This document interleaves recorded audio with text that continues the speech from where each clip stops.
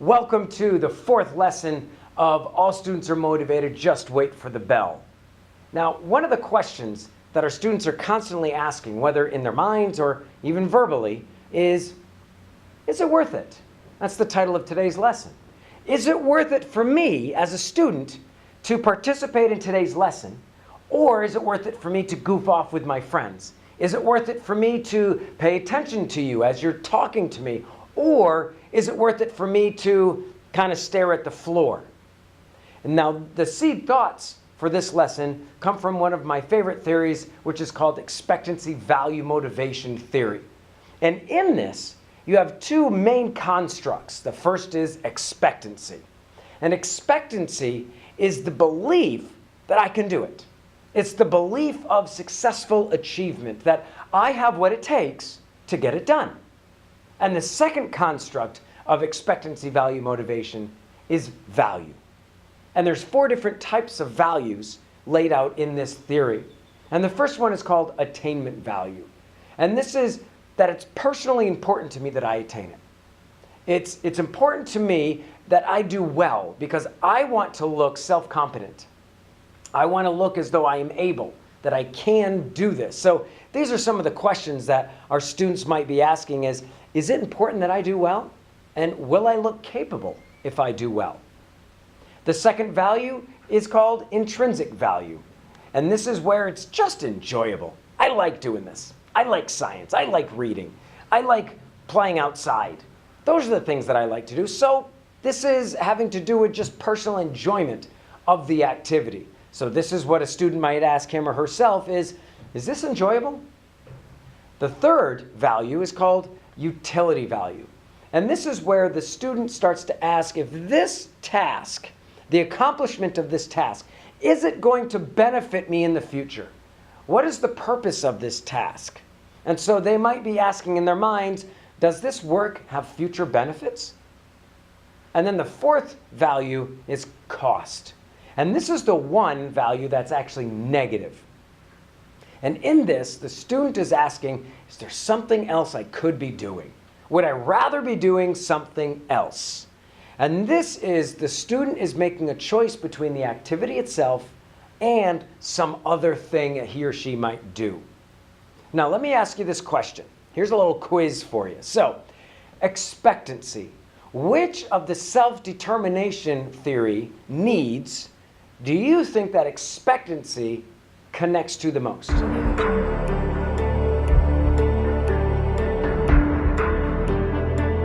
If you said competence, you're correct. Now, what about value? What does value connect to in terms of the needs according to self-determination theory?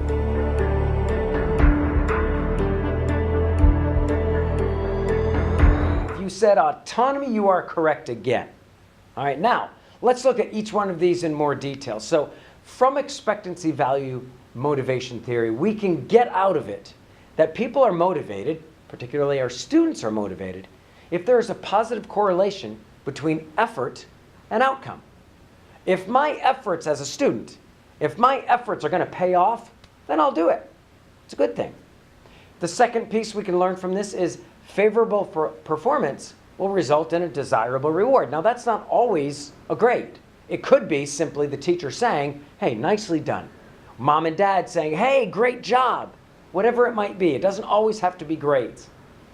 A third piece that we can pull from this theory is the reward will satisfy an important need, a need within that student, such as competence, autonomy, relatedness. It could be that intrinsic, I find joy out of this. Do you remember one of Glasser's needs that this might attend to?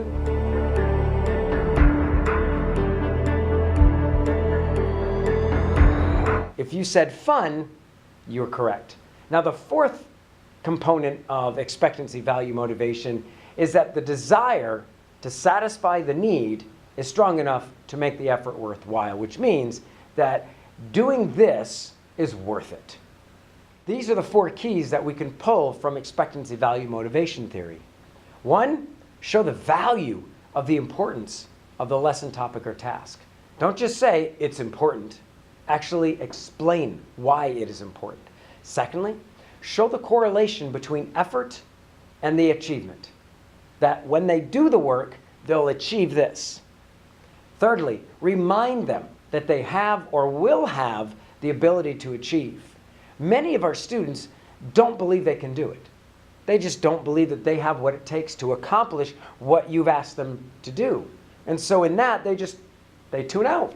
I'd rather not get involved in something I know I'm not going to achieve. Why would I want to do something I know I'm going to fail in?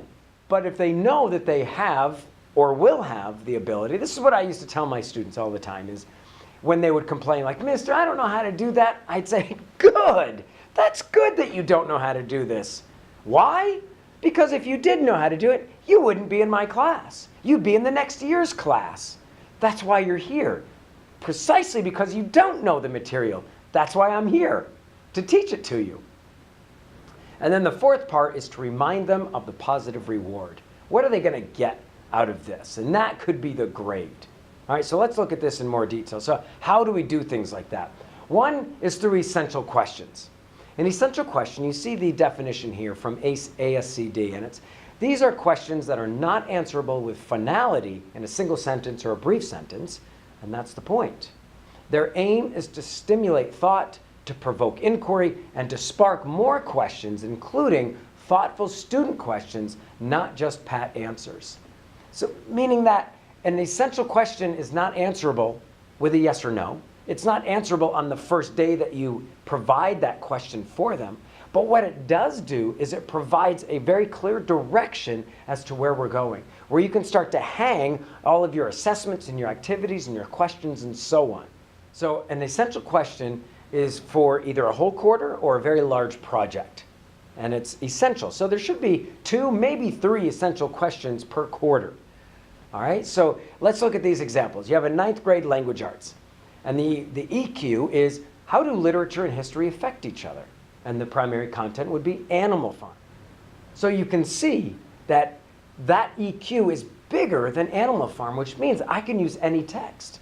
I'm not stuck on just Animal Farm, which means I can bring in supplementary text, I can bring in poems, I can bring in nonfiction text, other novels, short stories, whatever, and probably this EQ will be big enough to encapsulate all of those.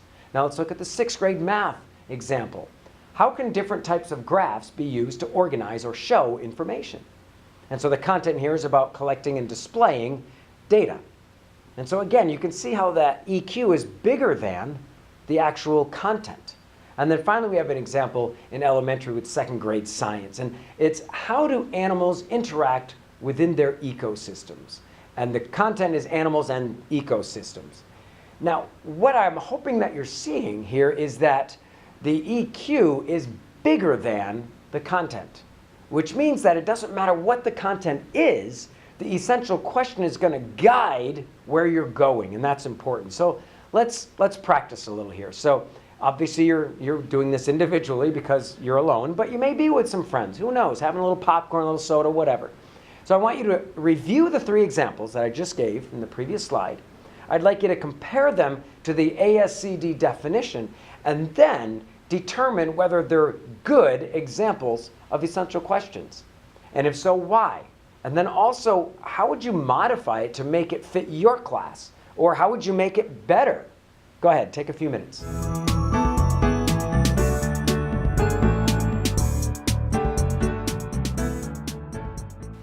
Okay, and so now we're going to look at objective questions, which are like essential questions, but they're smaller.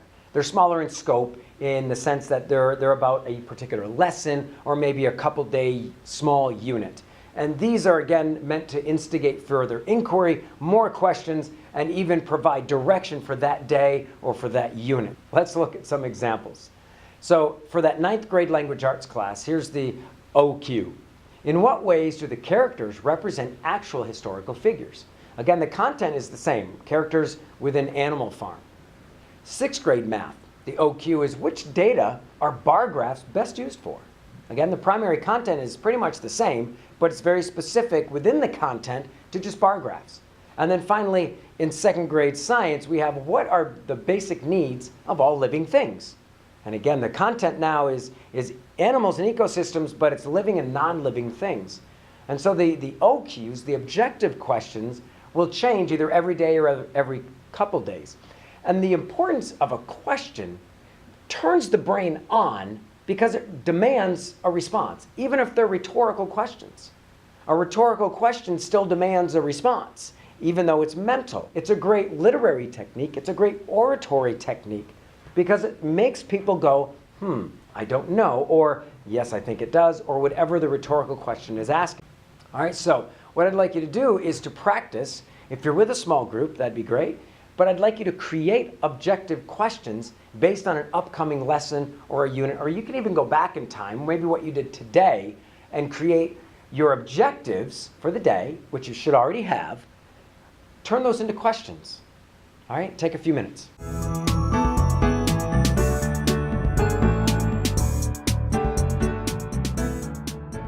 Now, another way that we can attend to expectancy value motivation is by emphasizing mastery or improvement, not just about grades. We want to, as much as possible, really, move away from doing tasks and having lessons for the sake of a grade. We want to do it for learning, which is mastery. It's improvement, self-improvement. And this comes from a growth mindset, which says that I can learn. I can do this. My mind grows. See, some kids believe in a fixed mindset, which means that they don't believe they can grow mentally or intellectually. They believe that some kids are just smart, and that's why they're good at it. Some kids are lucky, and that's why they're good at whatever it is. Now, this talks about the locus of control, which we looked at, I believe, in our first lesson with our jigsaw. Maybe that was our second lesson with the jigsaw, in which we read from a psychology textbook, and in there we talked about the locus of control. Where do students believe that their control over themselves and their minds is? Is it within? That's what we want. That's a growth mindset type of thinking. Or is it an external locus of control? In other words, they get a poor grade on something, they don't master something, and they blame the teacher. They blame mom and dad. They blame the fact that their computer is old. They didn't have internet, whatever it is. They have an external locus of control. And this speaks to a fixed mindset. And we want to emphasize mastery or learning, which is growth mindset. This addresses the need for autonomy and competence, and it's definitely hard work versus innate ability. You may have heard students say, I'm just not very good at that. Oh, that hurts, because it's not true. It just means maybe right now they're not very good at it, but they can be. So as much as possible, you stay away from saying things like, well, not everybody is good at this. Or if you're going to say something like that, say it like this. Not everybody is really good at this yet, but you will be. All right, now let's move on here to another way that you can teach the mastery of content is to explicitly explain the importance of the topic, lesson, or task. And this is not as simple as, well, this is important because, and you see these answers there, it's in the curriculum, or it's on the test, or because it's important. Those are terrible answers. Cross those out. Get rid of them. Please, you have your notes, make a big X over those. I don't ever want to hear that because it's not true. You need to know why you are teaching what you're teaching. It's in the curriculum, yes, but why are you teaching it? You need to have a grasp of that. And then explicitly, not implicitly, don't just say, well, today we're going to do this and let the kids figure out. Actually explain this is important because. And here are a couple ways that you can do that. One is group projects with peer evaluation. One thing we have to remember is that all learning is social. Kids learn best when they're socially activated. When we learn something, we often learn in social environments. We're with other people. When we're alone, we often learn something, and then what do? We run and we go tell somebody, whoa, look what I can do. I just learned this thing. Learning is social. Kids generally learn better in groups than individually. However, there's some strong caveats here, two of them. One is that the work has to be deliberate and meaningful. When I was going through my teacher training programs, we learned a lot about group work. And what ended up happening was, and you could probably answer this, what typically happened? Ready? Rhetorical question. What happened, all right, is you'd have a group of 4 kids. And what we were taught is, notice my language, and it's not good, is you have a high kid, you have a medium kid, another medium kid, and a low kid. Now, number one, those modifiers are terrible.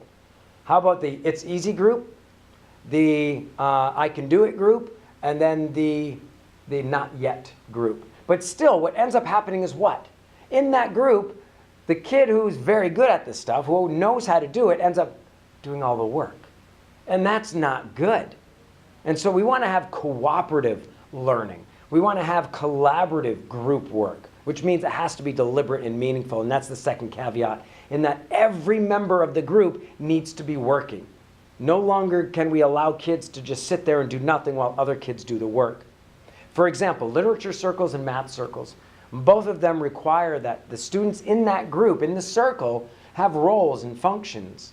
And then when they go and do the reading or they do the math, they're working on separate things, and they come back together collaboratively and answer and respond.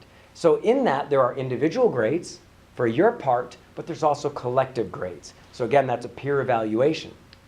Now, to create a peer evaluation, you could, on a rubric, create an extra column that simply says peer, and the peers will score each other based on the rubric. You could, at the very end of it all, take a combined, the peer and yourself, group those together and find the average, or you could just take into consideration what the peer has said and then still score your own. For a scoring rubric, you could have the students score the actual rubric itself without that extra column. And the way you could do this is take that rubric and then circle it in different colors, or score them in red and in green, and then the teacher will do it in a different color. And then that can also be anonymous. And then this is a great way to connect directly with executive skills, so that you end up with a grading of responsibility and collaboration. You could add executive skills into the rubric you currently have, or you could have one rubric that is all executive skills. For example, here's this one. And we'll assume that there's more than just these two items here, but it's, I collaborated well with my group, sharing resources, doing the role task set for me, and propelled our group work. So the self, he gave himself a 7, a peer gave him a 6, the teacher gave him a 6 out of 10. The second item, I was responsible in that I did the research I was asked to do, performed tasks, brought resources asked of me, and/or was on task. He gave himself an 8, a peer gave him an 8, and the teacher gave him an 8. So in this example, the totals are all added up, then they're averaged, and then we have a total average of 7.2, which equals a 72, which is not actually a very good grade at all, as you can see. This is called an equity game. An equity game is non-comparative or non-competitive.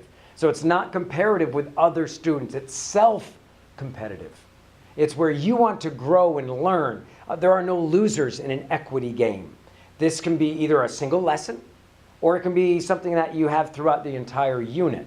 Although we say the word game, at times it may not feel like a game, because in our minds, we have the word game and we mean competition. There's competitiveness. So there are other times like solitaire. Is that a game? Well, yeah, it's for enjoyment. So think of game in this case as social and enjoyment as opposed to competitive. One way you can do this is take an existing activity or game and make it self-competitive. And the primary purpose is mastery. So here's an example. Here we have an example of persuasive writing techniques called a fat face. It's an acronym, as you can see on the screen here. So A is ask or answer a question, F is facts or stats, A is anecdote, and so on. So this is a giant matrix poster that's posted in the room. You have the students down the left-hand column, and they're getting a grade, quote unquote, because I'm not actually giving them a grade like in the grade book, as much as mastery. When they get a check or a check plus, that means they've mastered that particular technique. And so when we get to our work, the kids are all working on the different types of the different techniques here. So that gives a level of choice. That's autonomy. And they can be working together. So you see Jimmy at the top. Well, he's done really well with AFA, but not so much with T and F. So then he looks down the list and goes, oh, wait a minute, Edwin, he did really well with both of those. So I'm going to go talk to him and find out what he did. And then you get some great student transference. Here's another activity, one of my favorites. It's called groupthink. And in this, you have students learning from each other all about mastery. So think about it this way. They're going to be in small group, then whole group, small group, then individual. So it's small group, whole group, small group, individual.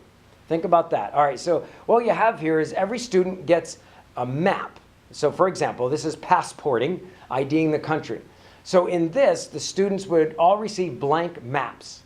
And as a small group, the students would look at the blank map, not write on it. This is all in their minds. They're all thinking and talking about it, and they're identifying all of the countries on this blank map. And they can use the internet, they can use their notes, or you can decide they're just going to do it based on what they've already been taught. Again, not writing on the map itself.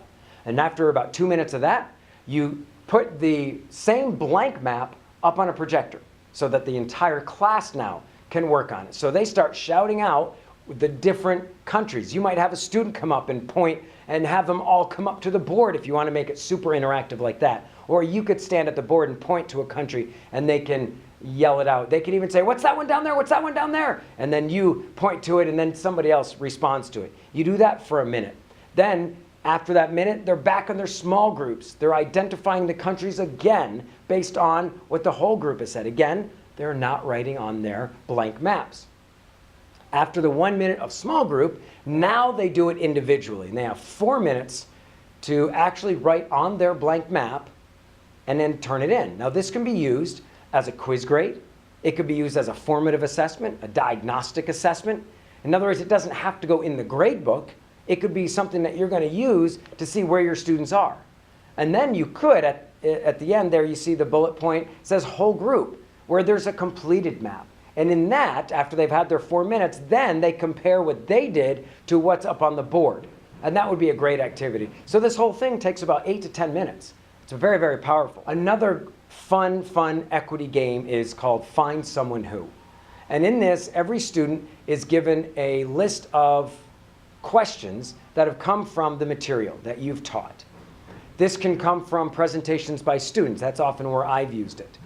So as I'm watching the students present information, I'm taking down notes. After all of the students have presented, I then create a list of 15 to 20 problems or questions based on their presentations.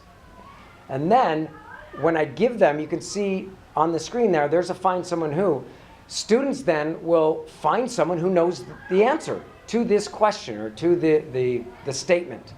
And so the way it is the students have to go find other students who know the answers, and they have to get the initials of that student as they write down their response. So for example, in the very first one, let's say I know the answer, but I'm not allowed to write in my own answers. So I know that Jimmy, he also knows the answer. So I run over to Jimmy and say, "Hey Jimmy, what's the answer to number 1? And he tells me, I write down the answer, he writes down his initials. Then I look over and I say, "Who knows number 2? And I might even shout out, "Who knows number 2? So this can get very fun and chaotic, but it's super fun. And then they go, "Oh, who's got number 2? And then, "Oh, Sally, she's got number 2. And you run over there and you say, "Sally, what's the answer to number 2? And she tells you, and you write it down, and she puts her initials down. Now, depending on how many kids there are, you could have them only sign once, or they can sign twice. So in other words, they can answer 2 questions for people. And what that does is it eliminates the kid who knows all the answers in just doing all of the Find Someone Who's. What you don't want is you don't want the kids to simply pass their Find Someone Who to each other and say, "Hey, fill that in, fill that in." No, the point is for them to interact. Learning is social, and you want them to learn from each other and gain mastery. Now, for you to practice, I want you to create a lesson or a mini lesson in which you show the correlation of effort and achievement. So think about the relevance of the topic or skill that you're teaching, and then how are you going to teach that them doing that work is going to have some achievement, that doing that, the effort putting into it is going to yield a great reward. Second option is I want you to develop or modify a rubric for a group to include peer evaluation. So that means adding a column or adding executive skills onto the rubric. And then a third option is to develop an equity game. And this is taking an existing activity that you've already done and make it self-competitive instead of competitive with the other students or comparative with the other students. All right, that's all I have for you today. We'll see you next time for Lesson 5.